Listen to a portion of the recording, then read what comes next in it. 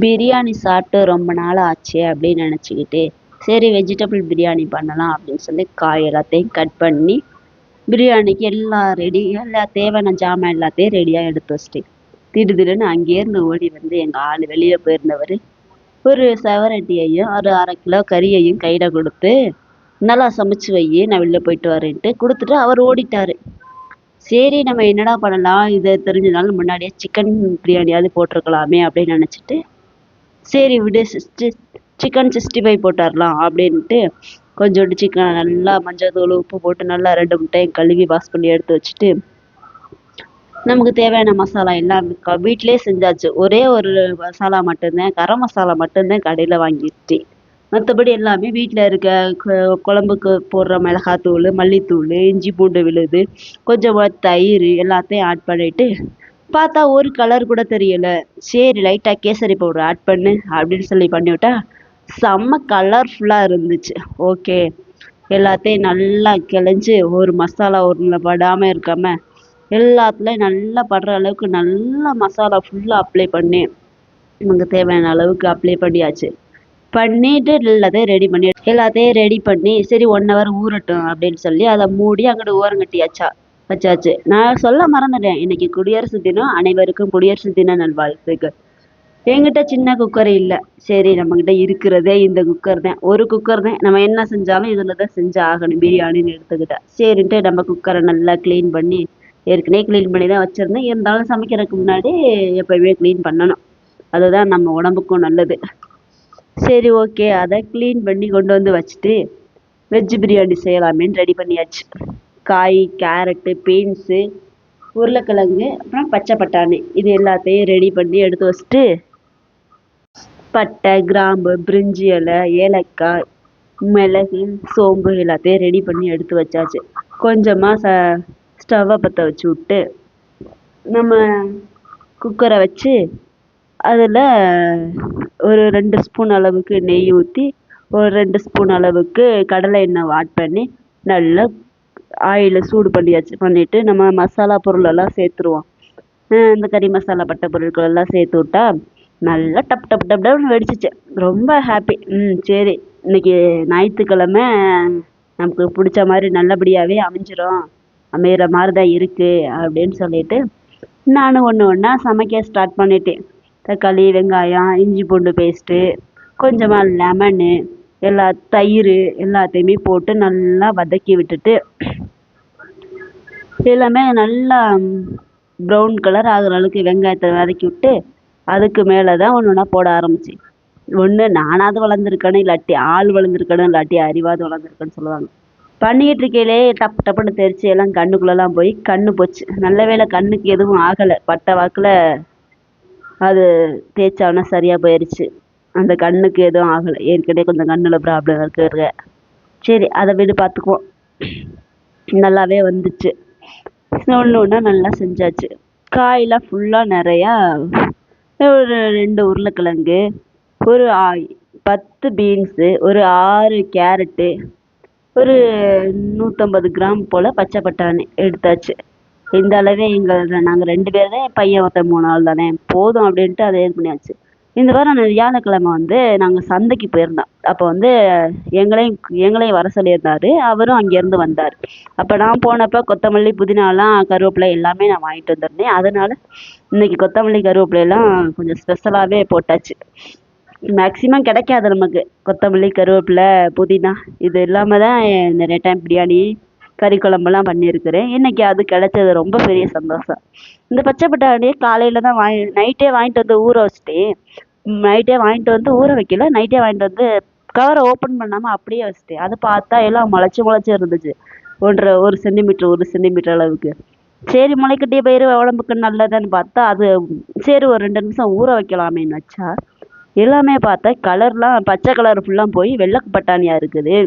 அப்போ சாயம் பூசி ஏமாற்றிட்டாங்களா நம்மளை அப்படின்னு நினச்சிக்கிட்டு சரி உடுப்பா மனசை தேர்த்திக்கும் அப்படின்னு சொல்லிட்டு நம்மளே மனசை தேர்த்திக்கிட்டு நல்ல பிரியாணி போட்டு செய்ய ஆரம்பித்தாச்சு. காயெல்லாம் ஓரளவுக்கு வேகட்டும் அப்படின்னு சொல்லிட்டு மசாலா கொஞ்சமாக மிளகாத்தூள், மஞ்சள் தூள், அப்படியே கரம் மசாலா பொடி பிரியாணி பொடிலாம் கடையில் வாங்கலை, நம்ம வீட்டில் இருக்கிற பொடியை வச்சே போட்டுக்கலாம் அப்படின்னு சொல்லிட்டு கொஞ்சம் கொஞ்சமாக மஞ்சத்தூள், மிளகாத்தூள், ஒரு 1½ சின்ன ஸ்பூன் அளவு, 1 ஸ்பூன் அளவுக்கு நம்ம குழம்பு வைக்கிறோம்ல மல்லித்தூள், அதில் ஜீரகம், சோம்பு, பொட்டுக்கடலை எல்லாமே போட்டு அரைச்சிருப்பேன், பச்சைக்கடலை பருப்பு, கறி மசாலா, பட்டை.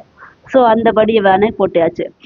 போட்டு நல்லா வேகட்டும் அப்படின்னு சொல்லிட்டு மூடி வச்சாச்சு. நம்ம எப்போ வந்து குக்கர் மூடியை கழுவுனாலும் வாசலை தனியாக கழட்டி வச்சு அதை ஃபுல்லாக க்ளீன் பண்ணிவிட்டு அதுக்கப்புறமா மாட்டி தான் நம்ம வந்து குக்கர்லேயே மூடணும். இல்லைன்னா அந்த வாசர் வந்து லூஸாவோ ஏதாவது ஒரு ப்ராப்ளம், அதுக்குள்ளே ஏதாவது பழசு ரைஸ் ஏதாவது இருந்துச்சுன்னா கூட அந்த சைடில் தண்ணி சொட்டி சொட்டி சொட்டி தண்ணி ஃபுல்லாக வடிஞ்சிடும், உள்ளே வந்து ரைஸ் நமக்கு வேகவே வேகாது. அதனால அதை எப்போ கழுவுனாலும் எப்போ புதுசாக ஆட் பண்ணி புதுசாக கழுவிட்டு நம்ம குக்கரில் மாட்டும் போது தான் அந்த வாசர் மூடியெல்லாம் கழுவி நல்லா மாட்டணும். இது எனக்கு இப்போ தான் பயன்படுத்துறதுக்கு அப்புறம் தான் தெரிய ஆரம்பிச்சது. அதுக்கு முன்னாடியெல்லாம் எனக்கு ஒரு பிஃபோர் 5 மந்த் பிஃபோருக்கு முன்னாடிலாம் எனக்கு பயன்படுத்தவே தெரியாது. குக்கர்னால் உண்மையிலே பயப்படுவேன். அந்த பயத்தெல்லாம் எங்கள் அக்கா கிட்ட சொல்லுவேன்னா, என்னோட பெஸ்ட்டு ஒரு அக்கா இருக்கிறாங்க, அவங்கக்கிட்ட என்ன வேணாலும் பேசலாம், நமக்கு என்ன சொல்யூஷன் வேணாலும் கொடுப்பாங்க. அவங்கக்கிட்ட பேசினேன்னா நீ பயப்படாமல் பண்ணுக்கவே, இப்படி தான் ப்ராசஸ் இருக்குது, நீ பண்ணு அப்படின்னு சொல்லுவாங்க. ரொம்ப மோட்டிவேட்டாக பேசுவாங்க. அவங்க சொன்ன மாதிரியே நானும் பண்ணினேன். பண்ணி வெயிட் போடுறதுக்கு முன்னாடி அந்த வெயிட்டுக்குள்ளே தண்ணி எதுவும் இருக்காமல் நல்லா ஊதிட்டு மாட்டுனாங்க. அதே மாதிரி நானும் பண்ணியாச்சு. இப்போ இது வந்து இதுக்கு எப்பயுமே செவரட்டி செய்கிறது. செவரட்டி வந்து அப்போல்லாம் நான் சாப்பிடவே மாட்டேன். அதை வந்து அப்பாலாம் எப்படி சாப்பிடுவாங்கன்னா, அதில் 2 3 கீரல் மாதிரி கத்தியை வச்சு கீரல் போட்டுவிட்டு அதுக்குள்ளே உப்பையும் மிளகாத்தூளையும் மட்டும் உள்ளே அப்ளை பண்ணி விட்டு அதை அப்படியே விறகடுப்பில் வந்து, அப்போல்லாம் விறகடுப்பு தான் நம்ம ஊரில் கிராமத்துலலாம், அதுக்குள்ளே வச்சு நல்லா சுட்டு அது கருகிட நல்லா கருக வச்சுருவாங்க. அது அவ்வளோலேருந்து ரத்தமாக ஒழுகும். ஒழுகுனதுக்கப்புறம் அது கருகி போய் அப்படியே ஒரு தோசை கருகுனா எப்படி இருக்கும் அந்த ஸ்டேஜில் இருக்கும். அதை தான் அப்போல்லாம் சாப்பிடுவார். எங்கள்கிட்டலாம் கொடுப்பாரு. பட் ஐயோ எனக்கு வேண்டவே வேண்டாம்ப்பா சாமி அப்படின்ட்டு போயிடுவேன். இப்போ ரீசெண்டாக கல்யாணம் ஆனதுக்கப்புறம், ப்ரெக்னென்ட் ஆனதுக்கப்புறமா தான் செவரட்டின்னு ஒன்று இருக்குது, அதை நம்ம சாப்பிடணும் அப்படிங்கிறதையே மைண்டுக்கு கொண்டுட்டு வர ஆரம்பிச்சு. பட் எனக்கும் ஃபஸ்ட்டு அம்மா அப்படி தான் செஞ்சு கொடுத்தாங்க. ஒரு சின்ன பிஞ்சு, எவ்வளோ சொல்லலாம், ஒரு கடலப்பருப்பு அளவுக்கு கூட எடுத்து நான் என் வாயில் வைக்கல, அப்படியே கொமட்டிக்கிட்டு வந்துருச்சு. சரி இதை இப்படியே சாப்பிட முடியாது, ஏம்மா போம்மா எனக்கு வேண்டவே வேண்டாம் அப்படின்ட்டு கொடுத்துட்டேன். அம்மாலே அப்புறம் அப்பா கிட்ட கொடுத்து அப்பாவே சாப்பிட்டுட்டாங்க. அப்புறம் என்ன பண்ண ஒரு மறு ட்ரிப் என்ன பண்ணாங்கன்னா, இதே மெத்தடில் செஞ்சு கொடுத்தாங்க. தக்காளி, வெங்காயம், பூண்டு எல்லாத்தையும் போட்டு எண்ணெய் ஊற்றி கறி மசாலா பட்டையெல்லாம் போட்டு நல்லா வதக்கி விட்டு அதை கொண்டுட்டு வந்து சாப்பாட்டில் போட்டு விரட்டி கொடுத்தாங்க. சாப்பிட்டு பார்த்தேன், செம்ம டேஸ்ட்டாக இருந்துச்சு. சரிம்மா இது நல்லா இருக்குமா, இது என்னம்மா அப்படின்னு கேட்டால், இது என்னம்மான்னு கேட்டா அப்பதான் சொல்றாங்க, இது செவரட்டி, நீ தனியா கொடுத்தா சாப்பிட மாட்டேங்கிற அப்படின்னு சொல்லி நான் இப்படி செஞ்சு சாப்பிட்டு பாரு நல்லா இருக்கு அப்படின்னு சொன்னாங்க. சாப்பிட்டு பார்த்தேன், நாளும் சூப்பரா இருந்துச்சு. சாப்பாட்டுல போட்டு பிரட்டினதுக்கு அதுக்கும் ஒரு பிரியாணி சாப்பிட்ட ஃபீலே கொடுத்துச்சு அன்னைக்குங்க. சரி நம்மளும் வாங்கிட்டு வந்தாரு, கறியும் செவரட்டியும் எடுத்துட்டு வந்திருக்கிறாரு. இன்னைக்கு எங்க ஞாயிற்றுக்கிழமைனால ஆடு உரிச்சு சேல்ஸ் பண்ணியிருக்கிறாங்க. பட் அதுல மட்டும் செவரட்டி மட்டும் இருந்திருக்குது. வெயிட் போட்டு கொடுத்தாங்களாம். நம்ம ஊர் சைடில் வந்து வெயிட் போட்டு கொடுக்க மாட்டாங்க, ஒரு செவரட்டி இவ்வளோன்னு ஃபிக்ஸட் ரேட் வச்சு கொடுப்பாங்க. இங்கே வந்து ஒரு கிராமுக்கு 2 ரூபாய் அந்த மாதிரி கணக்கு வச்சு செவரட்டி வந்து நம்மள்கிட்ட கொடுத்துருந்தாங்களாம். வாங்கிட்டு வந்திருந்தாரு, நல்லாவே இருந்துச்சு. சரி நம்ம எப்பயும் செய்கிற மாதிரி செஞ்சுருவோம் அப்படின்னு சொல்லிட்டு செஞ்சாச்சு. இப்போ வந்து இதில் வந்து நம்ம சிக்கன் 65 பொரிக்கிறதுக்கு ஃபஸ்ட்டு மசாலா மட்டும்தான் போட்டு ஊற வச்சுருந்தேன். கார்ன்ஃப்ளவர் மாவு வந்து போடலை. கார்ன்ஃப்ளவர் மாவு போடாமல் நம்ம அப்படியே எடுத்து எண்ணெய்க்குள்ளே போட்டோம்னா மசாலா ஃபுல்லாமே பிரிஞ்சு தனித்தனியாக போயிடும்.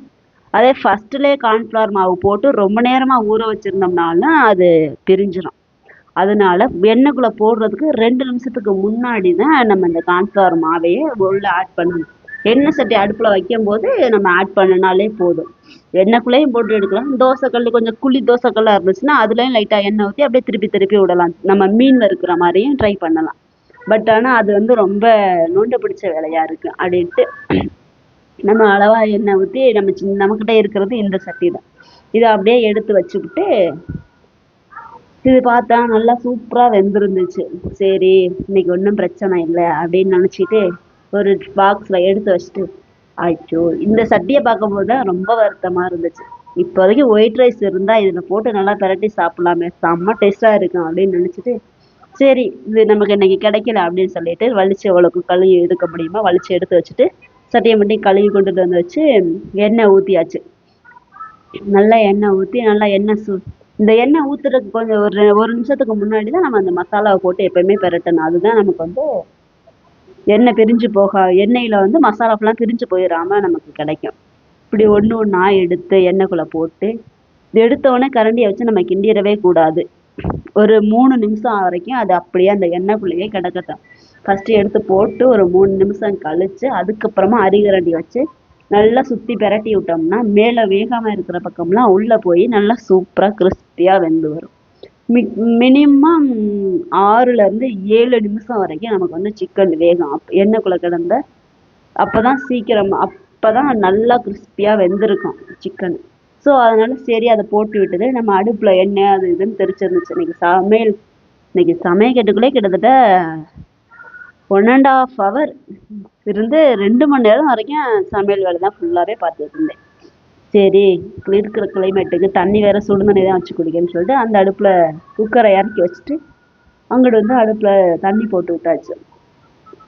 சொல்ல மறந்துட்டேனே, குக்கர் வந்து நான் விசில் வச்சு விட்டுட்டு நான் இங்கிட்டு வேலையை பார்த்துக்கிறேன். அங்கே வந்து இன்ன 10 நிமிஷம் ஆயிடுச்சு, விசிலே வரவே இல்லை.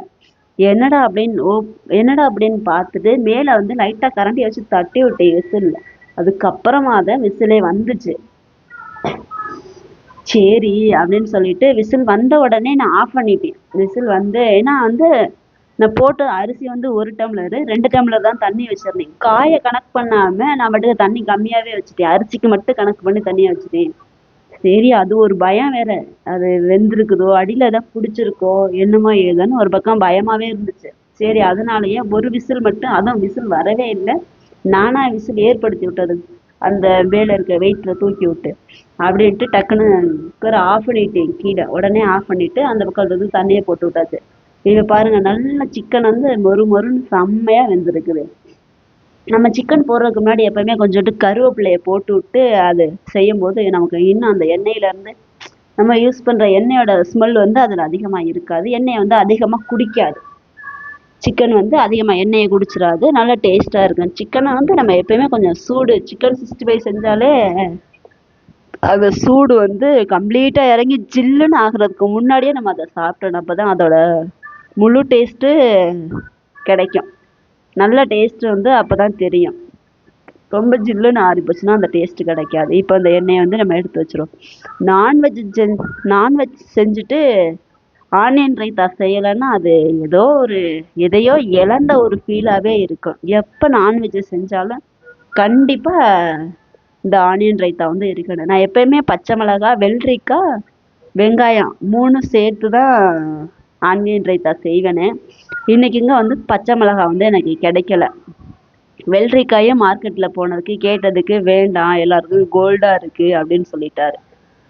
அப்புறம் அந்த அதை மட்டும் ரெடி பண்ணிவிட்டு வெங்காயத்தை மட்டும் ரெடி பண்ணி ஒரு 2-3 ஸ்பூன் தயிரை விட்டு கொஞ்சமாக சால்ட்டு உப்பு சேர்த்து அதை நல்லா கிளறி எடுத்து வச்சுட்டு நம்ம குக்கரை ஓப்பன் பண்ணி பார்க்கலாம். ஒரு பயத்திலேயே தான் நான் கண்டிப்பாக ஓப்பன் பண்ணனேன். சுத்தமாகவே எனக்கு சாப்பாடு எப்படி இருக்குன்னு ஒரே பயம். ஐயோ இன்னைக்கு நல்லா சொதப்பி இருக்க போகிறோம் அப்படி கீழே கிண்டுன உடனே எங்கனையுமே அடியில் பிடிக்கவில்லை. செம்ம கலர்ஃபுல்லாக இருந்துச்சு. ஒரே சந்தோஷம்.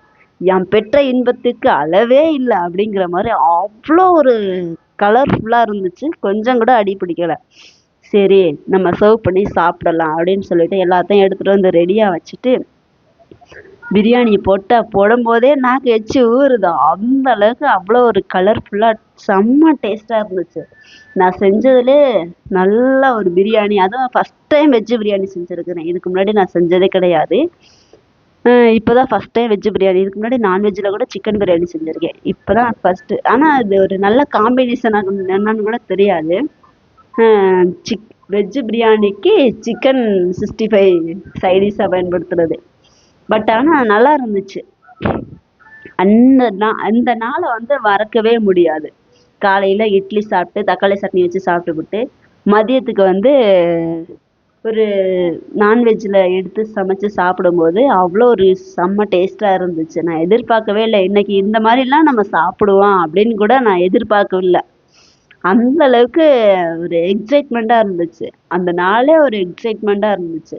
கொஞ்சம் கூட யோசிக்கவே இல்லை. நமக்கு எப்பயுமே பிரியாணி, தக்காளி சோறு எதுவாக இருந்தாலும் கண்டிப்பாக தயிர் இருக்கணும் பக்கத்தில்.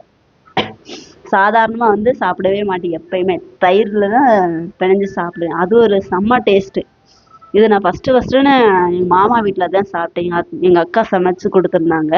நான் எதுலையுமே தயிர் ஆட் பண்ணி வெள்ளை சோறில் தான் தயிர் ஆட் பண்ணி சாப்பிடுவேன். அப்போ தான் ஃபஸ்ட்டுன்னு சாப்பிட்டேனே. வேற லெவல் டேஸ்ட்டு. அனைவருக்கும் ரிபப்ளிக் டே. பாய், டாட்டா.